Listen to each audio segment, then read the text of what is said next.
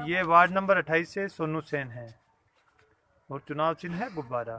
किस तरीके के चुनाव में आप मुद्दे पाते हैं, किस तरीके से उनका आपको हल करने का प्रयास रहेगा? जैसे पानी की निकासी की समस्या है हमारे वार्ड में, उन समस्याओं पे पूरा ध्यान दिया जाएगा। राशन वितरण की और ये पेंशन वगैरह की समस्या है, उन पे भी ध्यान दिया जाएगा। और जो भी वार्ड की समस्या है उनको हम मिलके हल करेंगे। सब मिलके चलने की और मिलके हल करने के आपका ये प्रयास रहेगा। जैसे आपकी बातों से विदित हो रहा है कि आप जो मूलभूत समस्याएं एक आम गृहिणी को होती है, जैसे राशन कार्ड या कोई सुविधाओं का लाभ है, उसको आप प्राथमिकता के आधार पे हल करेंगी और साथ में जो पानी और अन्य जो बड़ी समस्याएं उन पे भी आपका ध्यान रहेगा। किस तरीके से आप इस एक पार्षद में क्या योग्यताएं होनी चाहिए, क्या बातें होनी चाहिए? पार्षद पढ़ा लिखा हो, ईमानदार हो और वार्डवासियों की मदद करे, हर टाइम तैयार रहे बिना अपने स्वार्थ के। जो आपने एक पार्षद में योग्यताएं बताई है, बहुत अच्छी बातें हैं, ये इसका जरूर ख्याल रखा जाए। क्या जो ये आप जिन प्रत्याशियों को समर्थन कर रही हैं, आज जिन प्रत्याशियों को समर्थन करने का सोच रही हैं, उनमें ये योग्यताएं पाती हैं? हाँ जी। तो ये एक इन बातों के आधार पे आप मतदान करेंगे, एक जागरूक मतदाता के।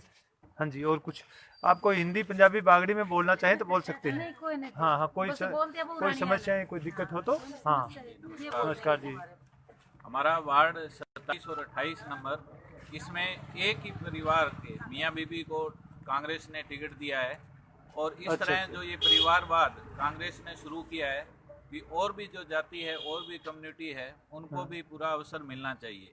5 साल दो लोगों को एक ही परिवार एक ही परिवार के दो लोगों को महत्व देकर कांग्रेस ने एक अलग तरीके का संदेश दिया है और आप उसका एक तरीके से प्रतिवाद कर रहे हैं कि हर वार्ड में एक अलग प्रतिनिधि हो, अलग तरीके की सुनवाई हो।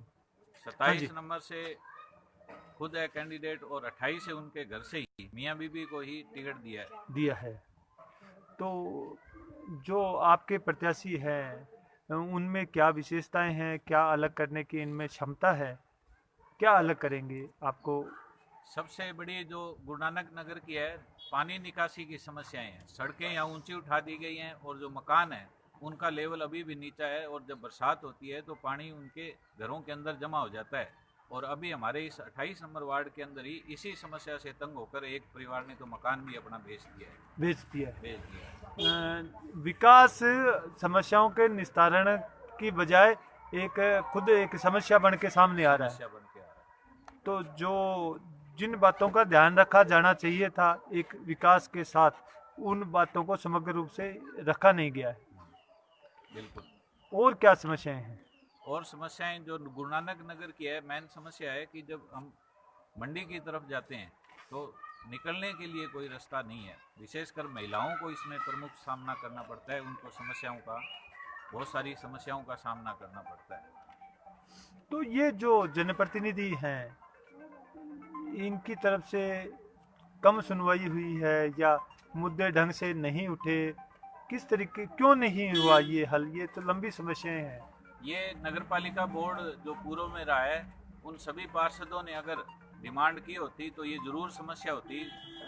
नए अपने रेलवे लाइन के इधर लगभग 8-9 वार्ड पड़ते हैं और ये सभी अगर वार्ड पार्षद मिलकर, जो पुराने पार्षद थे वो अपनी बातों में लगे रहे, अपने विवादों में उलझे रहे, बजाय इन मुख्य समस्याओं की तरफ उन्होंने कोई ध्यान नहीं दिया।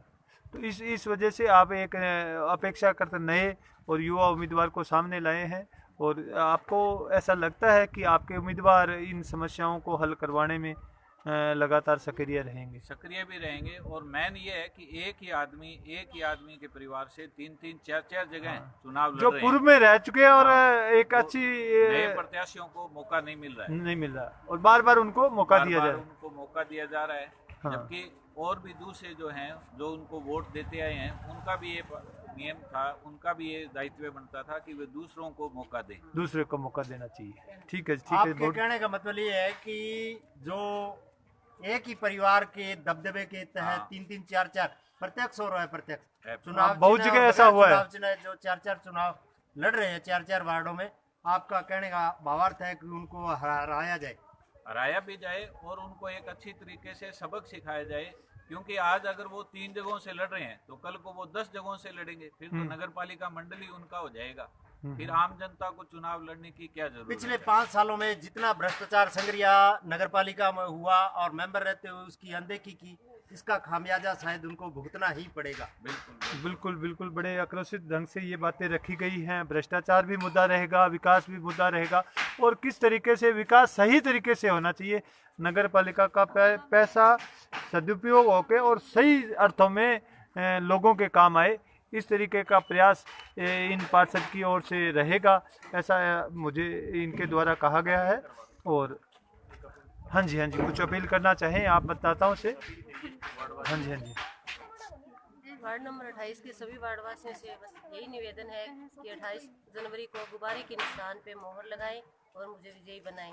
ठीक है जी, धन्यवाद। कैसा लग रहा है बच्चों, आनंद आ रहा है? अच्छा है। हाँ, देखो ढंग का उम्मीदवार बने तो बहुत ही बढ़िया। बहुत ही बढ़िया है। एक स्थानीय लहजे में ये कह रहे हैं कि एक ढंग का और लोगों के सुनने वाला उम्मीदवार हो, ये आप चाहती हैं। की सोच आम नागरिक से मध्यम वर्गीय परिवारों से जुड़ी रहे। एक ऐसा कैंडिडेट आना चाहिए जिनकी सोच जो है वो मध्यम वर्गीय परिवार से जुड़ी रहे, ना कि परिवारवाद रहे। परिवारवाद का खत्म होना चाहिए और एक ऐसा उम्मीदवार होना चाहिए जिसकी जो भावनाएं हैं, जिसके सोच विचार हैं, वो मध्यम वर्गीय गरीब तबके के जो परिवार हैं उनके साथ जुड़ी रहे। ठीक है जी, ठीक है। बड़े अच्छे विचार इन्होंने एक जागरूक नागरिक की तरह, एक जागरूक मतदाता की तरह से दिए हैं, और आगे